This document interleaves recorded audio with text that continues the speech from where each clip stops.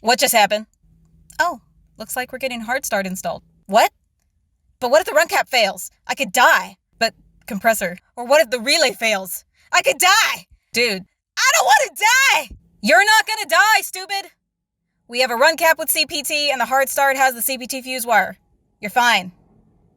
You mean that AmRad stuff? If the run cap or the relay fails, the hard start can't hurt you. Calm the fuck down. Rude? You could have just said it was AmRad in the first place.